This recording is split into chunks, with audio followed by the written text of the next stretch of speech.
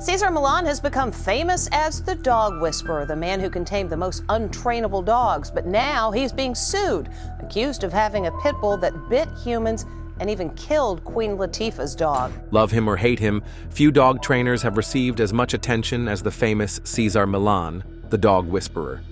What started in 2004 as a back-channel cable TV show eventually led to millions of books and videos, a monthly magazine, a popular website, and a foundation. But controversies soon began with attacks from dog lovers, claiming Cesar Milan's training methods were cruel. This young woman says she was attacked by Cesar Milan's dog and bitten so badly she had to give up her dream of being an Olympic gymnast. It pretty much ended my career. This marked the start of the dog whisperer tragedy. But how much is really known about the famous Cesar Milan? Join us as we uncover the heartbreaking tragedy of Cesar Milan from Dog Whisperer. The dog whisperer's self-harm experience. Known as a complete lover of dogs and the infamous dog whisperer, Cesar Milan had always been focused on rehabbing canines and trying to help humans establish stable relationships with their canines. Milan started off his journey as a young boy in Mexico, who was nicknamed Dog Boy due to his natural touch when it came to canines. Cesar Milan has become famous as the dog whisperer, the man who can tame the most untrainable dogs, but now he's being sued. When he got older, Milan moved to the United States, where worked with aggressive dogs as part of a grooming business. He then created a canine academy, which began to attract a roster of high-profile clients. In no time, the self-taught dog expert grew into a world-renowned dog trainer, with his early experiences and innate understanding of dogs laying the foundation for his successful career and a better life for him. But that was just the beginning. In a surprising turn of events, Cesar Milan took a bold step to reveal to the public that he had done some work on himself following an attempt he made on his own life way back in 2010. In February of that year, Milan lost his top dog, Daddy, to cancer after 16 years as a team. A month later, Milan's wife told him she wanted a divorce after 16 years of marriage. In his documentary, which aired on Nat Geo Wild, Cesar Milan, The Real Story, Milan confessed that the combined blow from Daddy's death and the divorce completely knocked him off his feet. Daddy, Milan's beloved pit bull, had been adopted from rapper Redman when the dog was 4 months old. According to Milan, the dog was the best example of a calm, submissive dog who the dog whisperer star absolutely adored. He even went as far as to describe the pit bull as his Tibet, his Himalaya, his Gouda, his Buddha, and his main source of calmness. But all that came to an abrupt halt when cancer came and claimed the dog's life. While tackling the death of Daddy, which had happened in May of that year, Illusion Milan, Milan's wife of 16 years, decided just a month later that she wanted them to go their separate ways. On his website, Milan admitted how he had felt defeated, a big sense of guilt and failure. He was at the lowest level he had ever been emotionally and psychologically, which pushed him to make one of the biggest mistakes he had ever made in his life. Confused and utterly devastated, Milan decided to opt for the easy way out by overdosing on some pills he had in his bathroom cabinet. The result of that escapade was a trip to the hospital after he was found unconscious in the house, fighting for his life even though he had intended to put an end to it. After surviving the overdose, Milan pushed himself deeper into work and constant exercise. Speaking to the Associated Press, Milan revealed how he had rejected antidepressants, choosing instead to get a grip through his pack dog wisdom and use discipline to heal. But it didn't just end there. As he shared his experience, Milan made sure to reveal a very important part that helped him become better after the incident: the new love he found in his life. According to Milan, Jahira Dar, who he called the one and who he planned to propose, was a much bigger help to his recovery than anything else. Besides meeting Dar, constant work also helped him turn it around, said Milan, who described himself as a punctual workaholic who delegates chores and seldom cracks a smile. He was in charge of a rehab complex, the Dog Psychology Center, at a ranch in Santa Clarita, a magazine and a philanthropic foundation, and sold his own line of dog products and instructional CDs and DVDs, but success was not free of criticisms and controversies surrounding his supposed maltreatment of the animals in his care. Cesar Milan is known as a miracle worker with out-of-control animals. He drew huge crowds at a benefit in Seattle this weekend, but tonight, Come On 4 problem solver Joe Marino reports that some trainers think Milan... Bonnie Beaver, a board-certified veterinary behaviorist in Texas, said Milan mishandled animals and that he was losing credibility because in some situations he appeared to be actually making a diagnosis instead of just taking care of the animals. According to Beaver, this was legal in California, but in Texas, it wasn't because making a diagnosis and setting up a course of treatment is restricted to certain professionals and not regular dog trainers like Milan. Stay tuned. Here's where things start to get very interesting. Cesar Milan attacked by critics. For as long as Cesar Milan had cared for and trained canines, his philosophy had been quite straightforward and firm, adopting a process he termed dominance theory. Milan's dominance theory revolved around strong pack leadership from the dog owners as a way of asserting dominance over their canines and showing them that the owners were the true alpha dog. Milan emphasizes the importance of handling dogs with calm, assertive energy. He also pointed out the need to always provide them with plenty of exercise, clear rules, and affection at the right times. According to Milan, your dog is a dog, not a human, and should be treated accordingly. In a 2009 interview with People magazine, Milan spoke about how humans constantly humanize dogs, practicing human psychology on them, which would cause the dogs to adopt the human way of doing things. This would cause a shift in behavior, and eventually, the dogs would stop listening to their owners due to the treatment they had become used to. Even on his TV shows, Milan appeared to advocate putting dogs in their place when they were aggressive, using force such as finger jabs to the abdomen, alpha rolls, and even choke collars if necessary to put the animals in check. But that's not where this whole thing ends. However, Milan's critics argue the opposite. They claim his methods put dogs into a state of helplessness due to outdated and flawed techniques.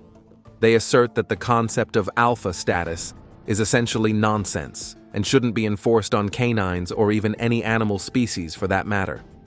A 2009 review in the journal Applied Animal Behavior Science concluded that aggression and other behavior problems were not a result of dominant behavior or lack of the owner's alpha status, but rather a result of fear, then using self-defense or underlying anxiety problems.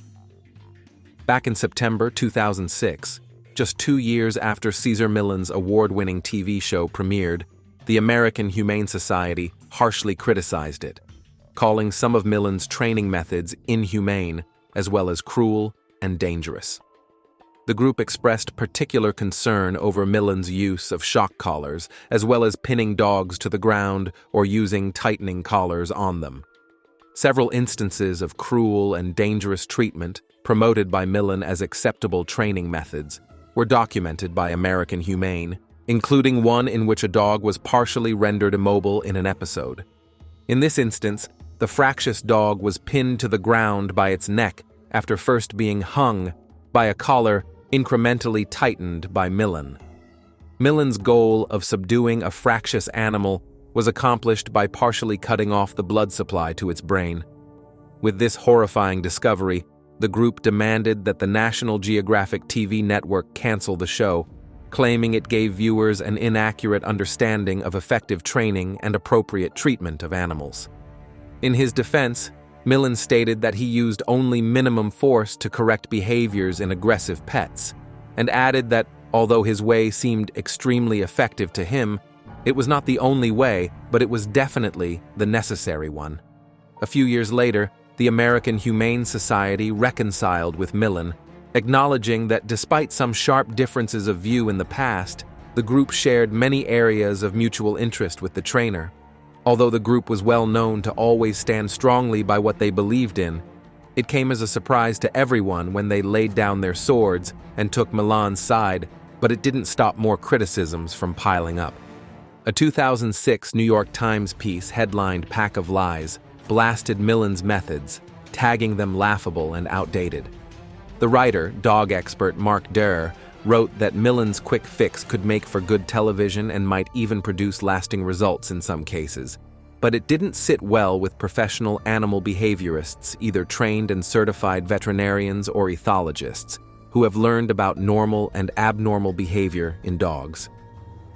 Moving further, in 2009, the American Veterinary Society of Animal Behavior issued a policy statement on dominance theory, which didn't mention Milan by name but denounced his methods, saying they would lead to an antagonistic relationship between owners and their pets. As Time magazine explained in 2010, the debate has its roots in the 1940s studies of captive wolves gathered from various places that, when forced to live together, naturally competed for status. But as it turns out, the research was based on a faulty premise. The pack's hierarchy did not actually involve anyone fighting to the top of the group, because just like in a human family, the youngsters naturally follow their parents' lead. The results of criticisms surrounding Cesar Milan's controversial work ethics. In article after article, positive dog trainers urged a gentler approach as they endlessly criticized Milan's ways, claiming he wasn't as good as he appeared to be. As the controversies continued, a warning label started running at the beginning of episodes of Dog Whisperer with Cesar Milan. The National Geographic Channel clearly was aware of the criticism, as the network began inserting a warning on screen. Do not attempt these techniques yourself without consulting a professional. By 2010, an anti-Cesar Milan Facebook group started to make waves, gaining thousands of members in very little time. That same year, PBS aired The Dominance Myth, an episode of the documentary series Through a Dog's Eyes, which stated that scientifically, dominance made no sense. More and more attention was being given to mainstream criticism of the Dog Whisperer scandal, and Milan gained more criticism and apathy amongst dog lovers across the globe. Keep watching, cause this next part is sure to keep you glued to your screens.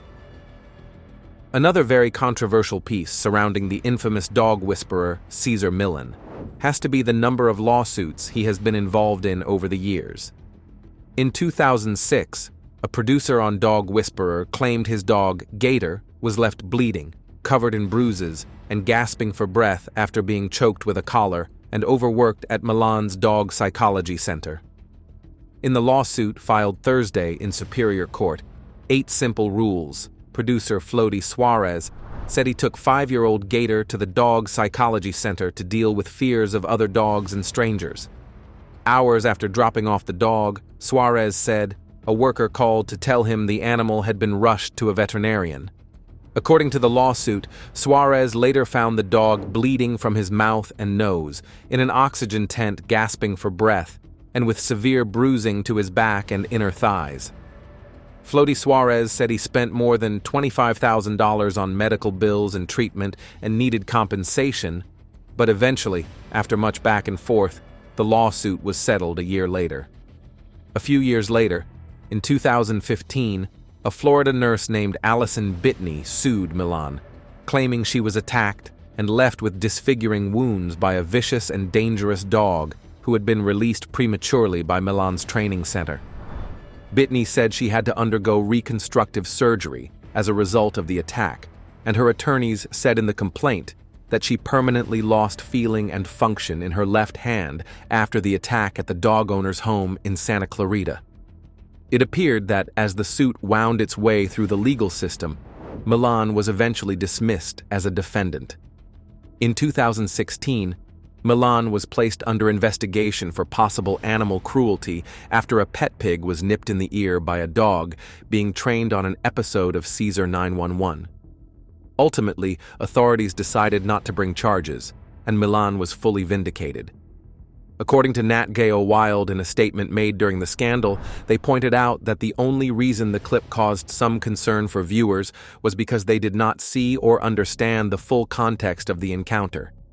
Just like Nat Geo Wild, LeGrice, an editor who worked with Milan for several years on his magazine, said many Milan critics had preconceived ideas about Milan based often on something that they had heard about him, not something they had actually seen.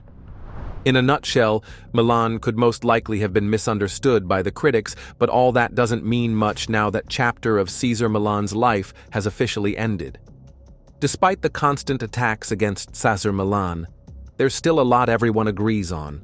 Regardless of this, will proper evidence be found to show Milan was judged rightly? Or will the critics realize they were wrong to tackle him as much as they did? The foundation.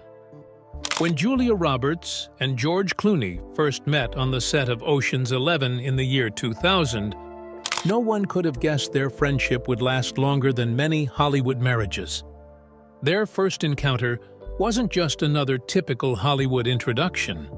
It marked the start of one of Tinseltown's longest-lasting, purely platonic bonds. Clooney shared that the moment they met, they just had fun, noting how their similar work styles helped form the basis of their friendship. Both stars were already well known at the time. Roberts was coming off her Oscar win for Erin Brockovich, and Clooney was moving from his fame on ER to a career in movies. What made their friendship special was how they kept work and real life separate.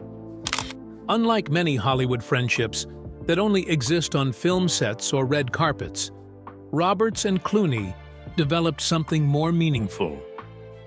When Roberts was pregnant with twins in 2004, Clooney put aside his usual pranks and showed a caring side not many had seen.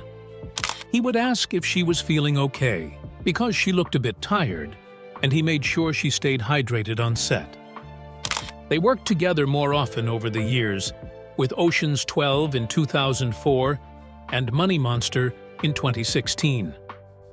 However, it was the time they spent off-screen that really strengthened their friendship. Be like, caw-caw! And she would come out and make some weird bird noise, and then we'd go out and get coffee. When Roberts was pregnant for the first time, she found comfort at Clooney's famous Lake Como villa in Italy. Later, she brought her children there, filling the historic villa with the happy chaos of family life. Unlike many Hollywood friendships that fall apart due to competition or rumors, theirs grew stronger because they shared the same values. Both had successful careers but never let work take over their lives. They supported each other through big life moments. Robert's marriage to Danny Moder, Clooney's years as Hollywood's most eligible bachelor, and finally, his shift into family life. What's especially impressive is how they dealt with the inevitable romance rumors. Instead of letting the gossip affect their friendship, they handled it with their usual humor. Clooney explained that Julia was always in a relationship, or he was in a relationship, and they became close friends right away. It was all just fun for them. As Roberts once put it, "It's a relief they are not Hollywood friends." This simple line captures the heart of their connection. Genuine, lasting, and refreshingly real in an industry often seen as shallow. Those early years set the stage for an even more interesting chapter when a certain human rights lawyer came into the picture. Just when Hollywood thought they understood Julia and George's friendship, along came Amal Alamuddin, a brilliant human rights lawyer, ready to challenge one of Tinseltown's most famous bonds. But what happened next surprised everyone. The Amal years. When George Clooney met Amal Alamuddin in 2013, Julia Roberts was one of the first people he called. After years of watching her friend go through high-profile relationships, Roberts knew this one was different. "It is wonderful," she told Ellen DeGeneres, even before meeting Amal. Have you met her? No. She seems lovely. She is beautiful and smart. He is happy, and that's what matters to me. She describes Amal as beautiful and smart, and George being happy is what matters to her. George Clooney didn't leave the first meeting between Roberts and Amal up to chance. He carefully planned a dinner to introduce the two most important women in his life. What could have been an awkward evening, especially with years of tabloid rumors about Roberts and Clooney's relationship, actually became the start of a remarkable three-way friendship. What made their bond special was how naturally it developed. While many Hollywood wives often see their husband's female co-stars with suspicion, Amal welcomed Roberts with open arms. The Oxford-educated lawyer, known for defending Julian Assange and advising Kofi Annan, discovered in Roberts a kindred spirit who valued realness over Hollywood glamour. Their friendship grew stronger when the Clooneys welcomed twins Ella and Alexander in 2017. Roberts, who was already a mother of 3, became Auntie Juju to the twins. The nickname stuck and represented the close, family-like bond they had formed. While filming Ticket to Paradise in 2022, the Clooney twins would visit the set and run to hug their Auntie Juju between takes. The real test of their friendship happened during the intimate scenes between Roberts and Clooney in Ticket to Paradise. Amal's reaction? She watched the famous 80-take kiss scene with amusement, knowing it was all part of their professional work, and feeling secure in her relationship. Away from the cameras, the Clooneys, Roberts, with her husband Danny Moder and their children, and Amal's international friends created their own community. They celebrated holidays together, supported each other's causes, and established traditions that went beyond ordinary Hollywood socializing. In December 2022, Roberts made headlines by wearing a dress decorated with photos of George Clooney at the Kennedy Center Honors. This playful and heartfelt gesture showed how their friendship had grown. Amal, who was sitting in the audience, was seen laughing and applauding, a clear sign of how far they had all come together. Behind the scenes of Hollywood's most exciting on-screen partnership, the fact that it took 80 takes for a single kiss had everyone asking, was this just acting? Or was there something deeper making these scenes so tough? What really happened on those sets? On-screen magic. From Ocean's 11 to Ticket to Paradise, Julia Roberts and George Clooney's on-screen chemistry has captivated audiences for more than 20 years. Their latest collaboration highlighted this magic, especially during a now-famous kiss scene that surprisingly took 80 takes to get just right. But here's what the cameras didn't catch. 79 of those takes ended in laughter. It was like kissing her best friend, Roberts said with her signature laugh. Clooney, always the jokester, reminded her of his Sexiest Man Alive titles, but even that couldn't keep them serious enough to film the scene. Their professional partnership includes 6 major films, each highlighting a different side of their chemistry. In Ocean's 11, in 2001, they played exes with unfinished business. In Money Monster, in 2016, they took on the roles of a TV producer and a host dealing with a crisis. Each role presented new challenges, but their natural connection made even the tense scenes feel real.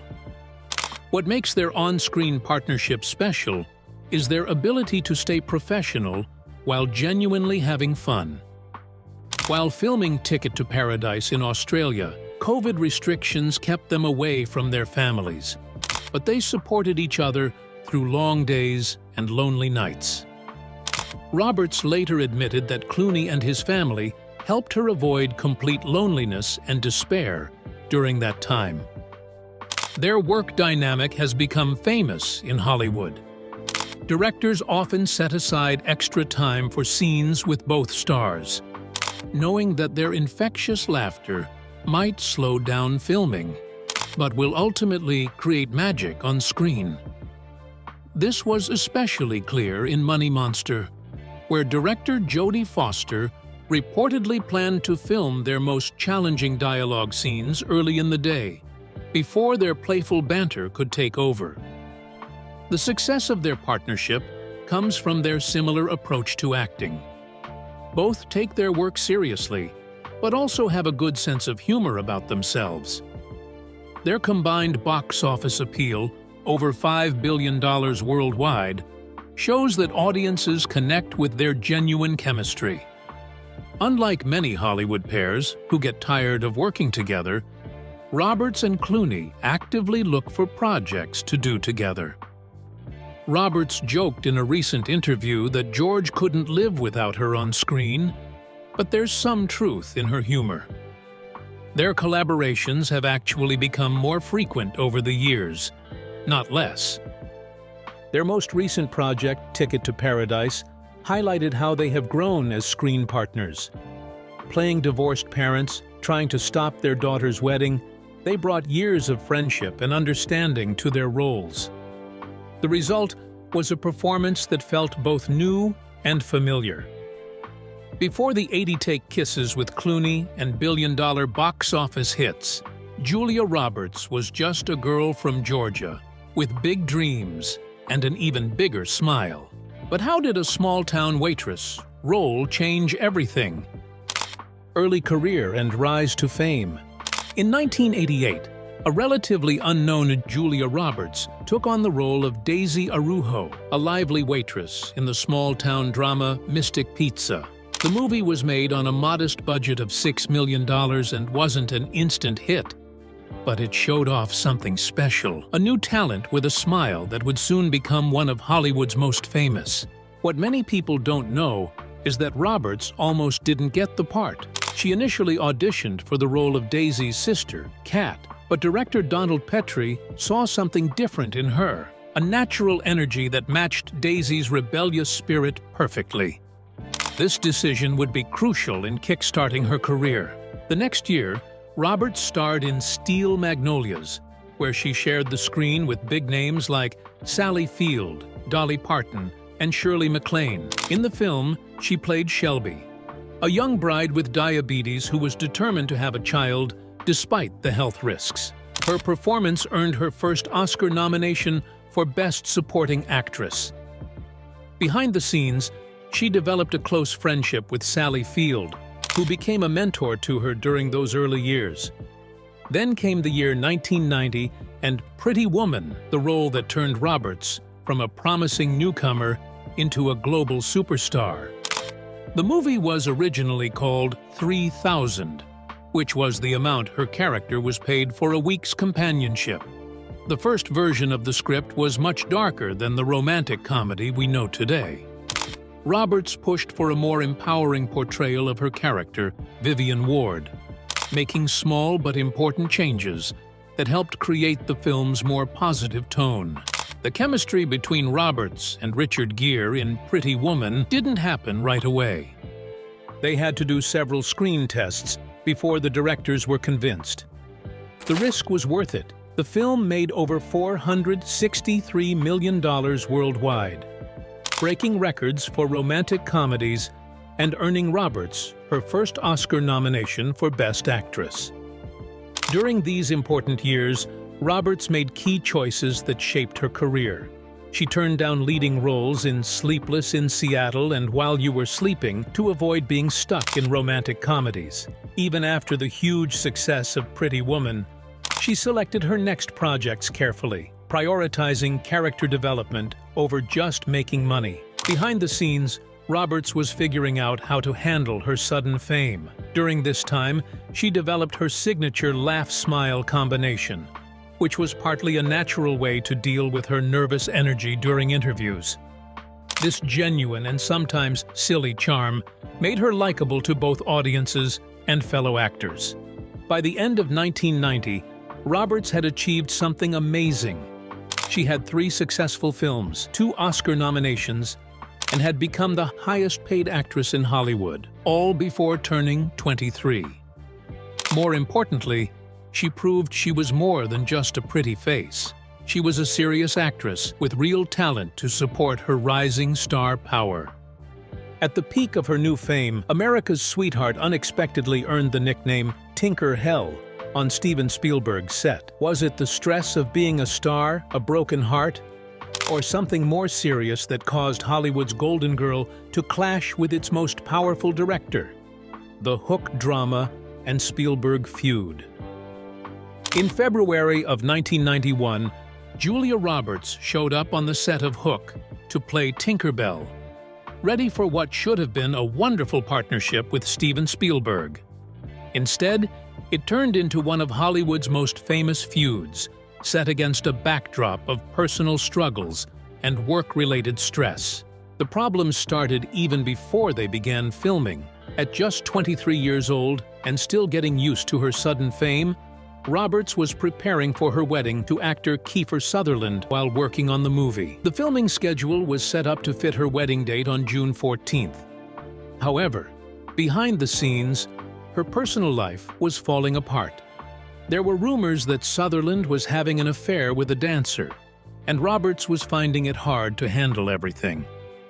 The filming conditions made things even harder. Unlike her earlier roles, playing Tinkerbell required Roberts to spend a lot of time alone in front of a green screen. Without other actors to interact with, she had to depend completely on Spielberg's direction. This isolation, along with her emotional struggles, created a challenging situation. What many people don't realize is that the production was already dealing with issues. Dustin Hoffman's method of acting led to delays, and working with child actors limited the hours they could shoot. The budget increased from $48 million to $80 million, and the filming schedule extended from 76 days to 116 days. While Roberts was facing her own struggles, she became the focus of the production's problems. The nickname Tinker Hell started circulating on set, but the real situation was more complicated. Roberts was dealing with the public breakup of her relationship, which is something that not many 23-year-olds could handle easily. Just 3 days before her wedding, she ran away to Ireland with Jason Patric, who was Sutherland's friend, and that made international headlines. Spielberg spoke about the situation during an interview on 60 Minutes, where he called it an unfortunate time to work with Roberts. While he praised her acting, he also said he would never work with her again. For Roberts, hearing this public criticism from one of Hollywood's most powerful directors was really tough. He felt that Steven Spielberg, I find quite confused in his recollection of me. She later told Vanity Fair that when she saw that, her eyes popped out of my head. She couldn't believe the same person that she knew and trusted was actually hesitating to come to her defense. Even with all the drama, Hook earned $300 million worldwide. Although Roberts' role as Tinkerbell was overshadowed by the controversy, she still delivered some truly magical moments. This experience taught her important lessons about dealing with personal crises while in the spotlight, leading her to be more protective of her private life. 30 years later, Roberts and Spielberg have never worked together again, even though both went on to win Oscars in the years after Hook. While the aftermath of the Spielberg feud was still unfolding, Julia Roberts' love life turned into Hollywood's most talked-about soap opera.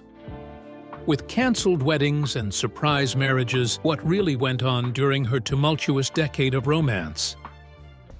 Let us know what you think in the comments section. Remember to like, share, and subscribe for more.